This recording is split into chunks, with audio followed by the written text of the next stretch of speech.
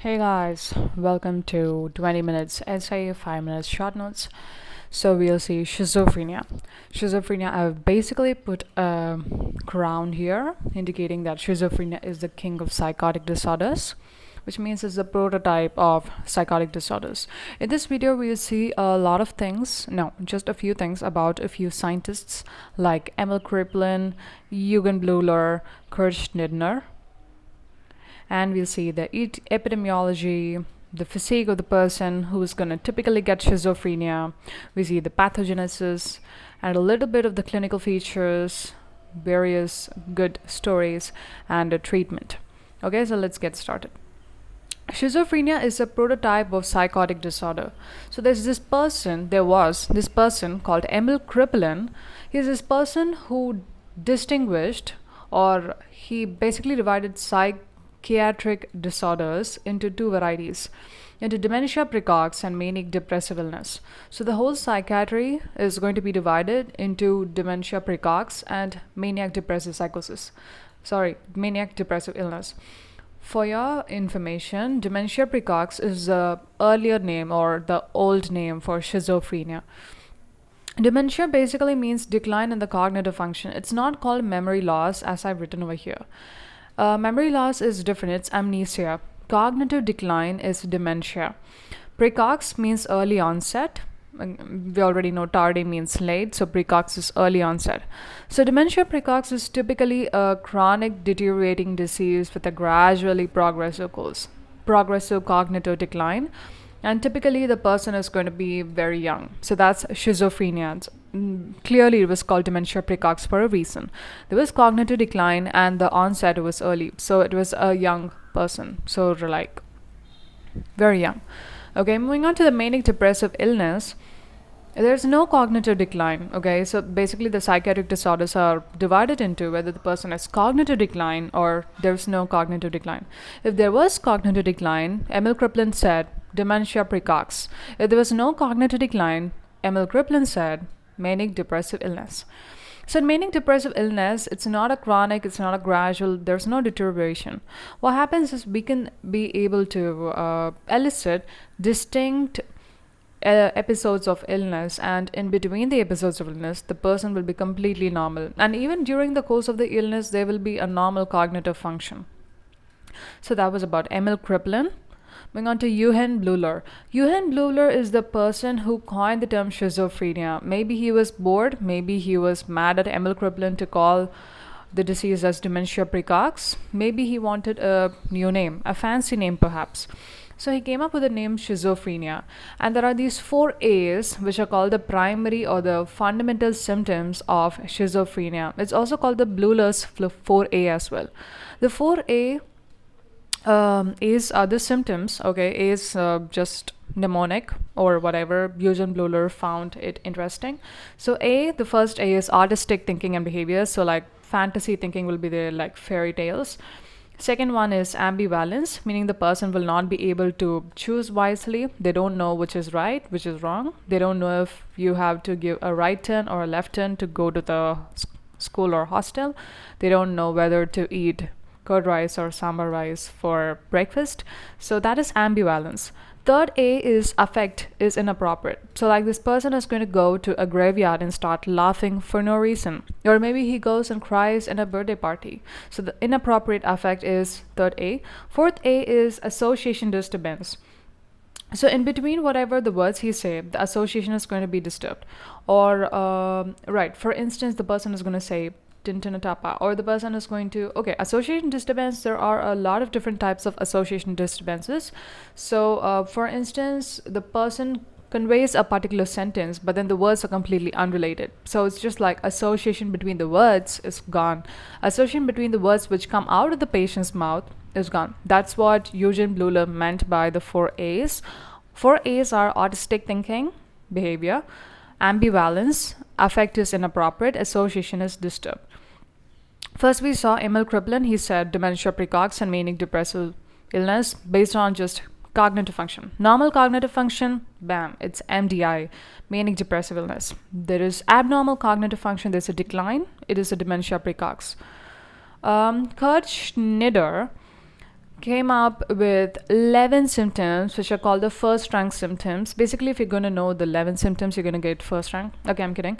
Kurt Schneidner just came up with the first rank symptoms. He said almost all patients with schizophrenia will have these symptoms.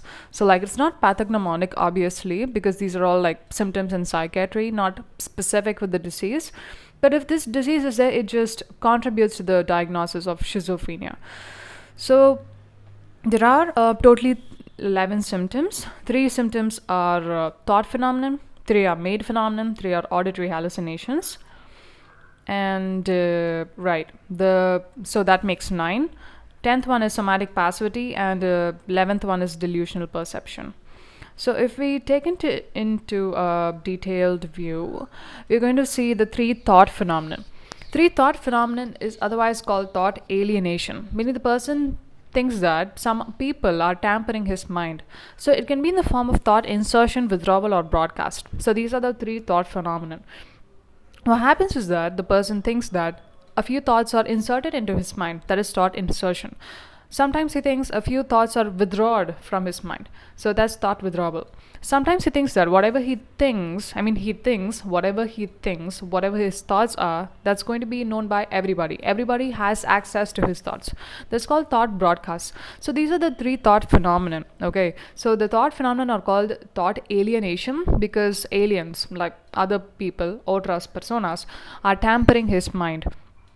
There are 3 made phenomenon. It's called made volition, made affect, and made impulse. Made volition is nothing but the person is acting in a way that someone else is making him do. So made phenomenon is just he thinks that someone is making him do it. So it's like he has lost his control and someone else is having his body's remote control, and someone else is, you know, making. Okay, so like basically the person feels influenced by other people. So made volition is that the person is voluntarily acting based on the commands given by the external source. Technically there's no external source here, but the person just thinks that he is under the control of external source, like again aliens. And made affect is nothing but the person's action. Affect is emotion. So the person in his mind says you are sad, the person is sad, like that. And impulse is just a person just throws a coffee mug, and throws at a nurse in the hospital. So he thinks that, what, when asked why you did it, the person is going to say that, okay, someone asked me to do it. I got this sudden impulse out of nowhere, wanting me to throw the mug at her. So those are the 3 made phenomenon. 3 thought phenomenon are thought insertion, withdrawal, and broadcast. Made phenomenon are made volition, affect, and impulse. 3 auditory hallucinations are there too. Those all, So the voices arguing or discussing is the first one. Voices commenting is the second one. Audible thoughts, third one. So voices arguing or discussing is just like 2 people are talking with each other. Okay, and the person is thinking all this. Okay, it's all in the head. So there's person A, person B inside of the person, inside of our patient's head. So those 2 people are discussing or arguing. Say for instance, I want to have a cupcake now, and the person B says, no, I want to have a fruit cake. So that's how they are discussing, right? Okay, that's a third person hallucination. And commenting, voices commenting is also seen. So the person thinks that someone is commenting on his actions. For example, the person gets up from the bed. He hears that someone is saying, okay, he got up from the bed. So commenting on whatever the person is doing. Or maybe the person went to the kitchen to do the dishes. He thinks that someone is telling it in his head that, okay, he has done the dishes. So that's voices commenting. Voices arguing, discussing, commenting all comes under third person hallucinations because the patient himself is being referred to as he or she, as in third person tense. Alright, so moving on to the audible thoughts is just echodipensies. So the other name is echodipensies in French. So audible thoughts is nothing but the person is thinking, but then suddenly he hears someone else telling it out loud. For example, he says, okay, I'm gonna go sleep now. And suddenly he just looks around, he hears a woman said, yes, I'm gonna go sleep now. Okay. Moving on to the 9 ones are over. Moving on to the 10th one. 10th is somatic passivity. Somatic passivity is nothing but a touch or a visceral hallucination. So it's either tactile or delusional perception. It's either tactile or visceral. Delusional perception is due to morbid psychological processes. So it's a primary delusion because the person is having a psychiatric disorder. There's this delusional perception. Okay, those were the interesting parts of the video. Moving on to the epidemiology. So, in a general population, 1 in 100 people are schizophrenic. So, you can imagine if you're in a class of 100 people, there is a good chance you might be one or you might be sitting beside one. Okay, so if both the parents are schizophrenics, then there's a 40% chance that the child is a schizophrenic. Sometimes in monozygotic concordance is also very high. So if like your twin is having schizophrenia, you have a really good chance of developing schizophrenia in the future. Say 50% chance. About the age, it's previously it was called dementia precox, indicating that it's going to occur in young patients. That's what like in adolescence and young adulthood. That's what the typical age of presentation of schizophrenia is. And sometimes people over 45 years is going to develop schizophrenia, so that is called late onset schizophrenia. Moving on to the sex predilection, the incidence is equal for both men and women, but it's going to be a little bit earlier in men when compared to women. Socioeconomic status, more prevalence in low socioeconomic status, so poor people are more schizophrenics. Physique is based on the physique, we'll find out what disease a person is going to get. Just like people with A positive blood group gets stomach cancer, it's not an actual fact, but like epidemiologically, it is very good. Okay, so thin and weak individuals and muscular individuals, so basically like underweight or correct weight individuals are going to develop schizophrenia, and short and fat, otherwise called picnic individuals, are going to develop bipolar disorder. So it's basically a fat bipolar, but a lean schizophrenia. Right. So genetic factors, a lot of genes are there, like genes located on chromosomes 1, 5, 6, 13, 15, and 22q, and 6, 8, and 10p. Other genes involved are DISC1. DISC stands for disrupted in schizophrenia 1 gene. COMT, we already know, cortical ormethyltransferase. NRG1 is neuroglin 1. Biochemical problems which are seen here are serotonin is very high, dopamine is also very high. So basically the person is very high on dopamine and serotonin, and all these symptoms occur. Neuropathology shows that the cerebral ventricles are increased in size, okay, because the brain size is reduced. Okay, there is cognitive decline, meaning the brain is little bit shrunken. So there is a decrease in the size of hippocampus, parahippocampal gyri, amygdala, and the cortical gray matter. As we already know, amygdala is like ammo, so love. So amygdala is like emotion center. The emotions are going to be a little bit blunted, meaning the person is going to become insensitive. Moving on to the symptoms, there are 4 groups of symptoms, alright? So positive symptoms, negative symptoms, disorganization, and motor symptoms. Positive symptoms are delusion and hallucination. So the most common delusion which is seen is delusion of persecution, meaning the person thinks that someone is coming to shoot me with a gun, like that. Okay, that's number 1. Number 2 is hallucination. Okay, this is a weird picture of me trying to draw a ear. So auditory hallucinations are common when compared to visual hallucinations. That's what my picture portrays. Moving on to the negative symptoms. Negative symptoms, a lot of A's come here. Avolition, apathy, anhedonia, asociality. Sorry, it's asociality, affective flattening, and alogia. So, okay, avolition is just, okay, all these words are just, I hate these words. I'm going to skip them. Okay, disorganization is formal thought disorder and disorganized behavior. And, right, so that's disorganization. Moving on to the motor symptoms. Okay, I'm just going to skip all this and go to the nice story, okay? So there's this patient who's in lying possession. So that's how I'm going to make you guys remember the symptoms of schizophrenia. So the person is lying down in the bed, and then a doctor comes. It's a really hot doctor, the red girl, that's the doctor. So he gets super excited and he stands up, and then and then the doctor is going to say hello, and the patient is going to say hello, and the person is going to say, the doctor is saying good morning, the patient says good morning. So basically he repeats whatever she says because he likes it so much. And then the doctor is going to take a pen and start writing prescription, and the person does the same thing. He just copies whatever she does. And then what happens is, now this is very freaky. So the doctor runs away. Okay, as here, doctor runs away, and then what happens is the patient is left alone, and so he is so confused. And then he does some actions which are repetitive in nature. He just like does some movements like moving the fingers or whatever. And after that, what happens is he is waiting for the doctor patiently. So at that point of time, a lot of ward boys are passing by, like these small guys are the ward boys. So at that time, the patient is going to continuously salute. So it's like a semi-purposeful movement, and the person keeps saluting to them. And after some time, the person starts, squatting, and maybe he just holds the squat in that particular squatting position itself. So that's posturing, abnormal posture. He's just maintaining that particular posture for a really long time. And then till now I'm just going to summarize. Okay, so the actual clinical features we're going to see. So the person lying down like that is stupor, and then when the person stands up, he gets excited. So excitement, there's hyper excitement in case of schizophrenia. And person speaks the same words as the doctor does, that is echolalia, does the same things as the doctors do, echopraxia, and does some involuntary movements,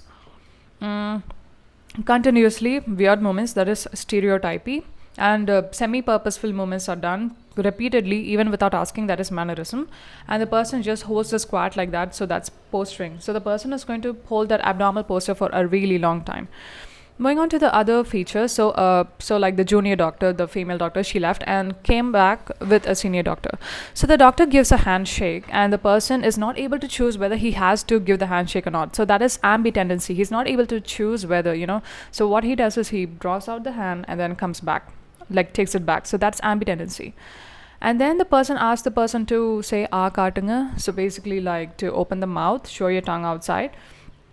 And the doctor says that, and the patient also is obedient. So he says, "Okay, let me show the tongue out." But when the doctor says stop, he does not stop. He keeps on showing the tongue outside. So that's perseveration. Okay, and then third one is automatic obedience. Automatic obedience is nothing but the patient, whatever the examination the doctor is going to say, he's just going to be like very obedient. For example, if the doctor says, okay, you have to stand on a needle, okay, the person is going to do that. Or maybe take this gun and shoot yourself, the person is going to do it. So automatic obedience, okay, that's number one. And after that, what happens is the doctor starts testing his motor function, so like how well his muscles are. So like the doctor tries to grab the patient's hand. At that point of time, the patient is going to show too much obedience. His muscles are too much obedient. So what happens is waxy flexibility. So like whenever the doctor is trying to flex his hands, he feels like he's bending a wax. So like, you get it, right? It's very flexible. So like the patient keeps himself very flaccid and flexible. So that's called waxy flexibility. So the second line we saw ambitendency, perseveration, obedience, and waxy flexibility. And then, so that's like the good part, okay? But sometimes the person is completely different. So he says, okay, whenever the doctor asks him to do a particular examination, he's going to grimace. He's going to just like, stare at the doctor and give a really bad expression. And the second is when the doctor asks him to do something like cooperate for the examination, he will be like, nope, not giving in. I'm not going to do whatever you say. So that's negativism. Third is on an attempt to move him outside, he's not going to move. Or on an attempt to do examination like flexion, extension of the hands and all, he's going to just give the force, okay? So the force exerted by the doctor is equal to the force exerted by the patient. So how much ever the force the doctor is going to impart in doing this examination, that much force the patient is also going to give. And basically he's going to, it's called Gegenhalten. He's not going to move. So on an attempt to move him even out of the hospital, he won't be able to move. That's Gegenhalten. Okay, so just clarification. Stereotypy is spontaneous, odd, purposeless repetition of movements. Mannerism is spontaneous, odd, purposeful repetition of movement. Like mannerism is saluting. Stereotypic example is just like weird finger rolling movements. Perseveration is nothing but non spontaneous repetitive movements. It's not spontaneous. Like perseveration is like the doctor comes and asks the person to protrude the tongue out, and is just continuously doing it even after asking to stop. So that was about the catatonic symptoms or the motor symptoms. So we know the story, so we will be able to. So I can take a screenshot of this right here. Okay, so it's a really nice story I came up with. Too proud of myself. Okay, moving on to the treatments, because it's like the prototype of psychotic disorder, we're going to give antipsychotic medications. So it's a typical antipsychotic or atypical antipsychotic agent. Okay. So typical antipsychotic agents are otherwise called first generation antipsychotics, and they are dopamine receptor antagonists because the pathophysiology says there is too much dopamine, too much serotonin, right? Which is why. So examples include phenothiazines, thioxanthines, butyrofenones, chlorpromazine, sorry. Phenothiazine example is chlorpromazine and prochlorpromazine. Thioxanthines are thiotixine. Butyrofenones is haloperidol, and miscellaneous drugs are molidone. So those are like hand-picked words which are easier to pronounce. Phenothiazines, chlorpromazine has the least potency. Haloperidol has the highest potency. Side effects are obviously high for high potency medications like haloperidol. Side effects include movement disorders like dystonia. Dystonia because of so this typical antipsychotic agents are going to have extracurricular activities. It's going to be mainly a dopamine receptor antagonist, but other receptors are also going to be inhibited, like for instance cholinergic receptors. So it causes dystonia, meaning disordered movement. Like the tone of the patient is somewhat abnormal. Beta blockers are going to cause akathisia, and drug-induced Parkinsonism is also common with anticholinergic agents. Tardive dyskinesia can also happen, and neuroleptic malignant syndrome, endocrine abnormalities like hyperprolactinemia because it's a dopamine antagonist, and there is erectile dysfunction, gynecomastia, and menstrual abnormalities. Autonomic disturbances like sedation and orthostatic hypotension are common, mainly because of anticholinergic effect. Atypical antipsychotic agents are clozapine, olanzapine, risperidone, and quetiapine. Side effects are weight gain, dyslipidemia, diabetes, and cardiovascular disease, seizures, and QT prolongation. Clozapine is a very important drug. Clozapine mechanism of action is going to be an antagonist to D4, D1, and D3. The typical antipsychotics are mainly against D2 dopamine receptor, but clozapine is different. It's everything against everything other than D2. It's D1, D3, and D4. 5-HT2A, an alpha adrenergic receptor antagonist. Side effects include hypersalivation, weight gain. So it's just like hypersalivation, and then agranulocytosis, myocarditis are dose-independent side effects. So like your granulocyte count is going to reduce no matter what dose. Okay, you just have to give clozapine and bam, your WBC count is low. It does not depend upon the dose. A seizure is a dose-dependent side effect. So like if you're going to increase the dose, the person is going to get seizure. If you're going to reduce the dose, the seizure chance is reduced. But it's not like that for agranulocytosis and myocarditis. In both these diseases are dose-independent. Okay, you just give clozapine and the person is going to get a heart attack, myocarditis. Okay, moving on to the prognosis. There are these prognostic factors, good and bad. Good prognostic factors, there are seven I think. Seven features which are good and seven which are bad. So onset, if it is abrupt onset, so சீக்கிரமா வந்துச்சுன்னா சீக்கிரமா போயிடும். That's what the actual factors. Acute or abrupt onset has a good prognosis. Insidious onset has a bad prognosis. Age, late onset is good, more than 35 years. Bad is less than 20 years onset. Subtype, catatonic, meaning like the story, okay, whatever story I said. So if all those symptoms are present and the person is paranoid, then those subtypes have a very good prognosis. But if the person is if it's either disorganized or undifferentiated or simple, then it's a bad prognosis. If it's for female, it's a good prognosis. For men, it's bad prognosis because females get a lot of medical attention, so they will be treated. Okay, I'm just kidding. That's how I remember it. So females have a better prognosis, and males have a little lesser prognosis, poor prognosis. Prominent positive symptoms, Sushana, it's a positive prognostic sign. Positive symptoms are delusion and hallucination. If negative symptoms are there, apathy, evolution, all those are asociality, so the person becomes antisocial, those are bad prognosis. I mean, if the person is antisocial, then he won't even come out to see a doctor, right? That's why. Makes it bad prognosis. Affective clinical features, like depression is present, is a good prognosis. So like if the person is sad, obviously he's going to get medical attention, so the prognosis is good. But if there is no depression, then it is bad prognosis. Family history of mood disorder is a good prognosis, but a family history of schizophrenia is a bad prognostic feature of schizophrenia. Okay, so that's about the lecture on schizophrenia, not a lecture discussion. Okay, schizophrenia, it's a king disorder because it's a prototype of psychotic disorder. Emil Kraepelin divided the psychiatric disorder into dementia precox and manic depressive illness based on cognitive function. Eugen Bleuler said the 4 A's: autism, ambivalence, affect, association. Kurt Schnider had first rank symptoms, 11 of them, which we saw.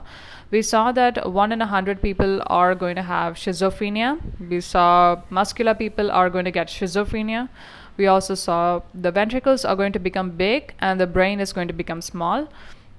We saw these 4 group of symptoms: positive, negative, disorganization, and motor catatonic. The catatonic symptoms, we know the story of the patient and the heart doctor, and we know the treatment: typical antipsychotics, atypical antipsychotics. Clozapine is the most important one. Prognostic factors, good and bad. Okay, thank you. Do watch this twice to revise. Okay, give this video a thumbs up and comment down. Thanks.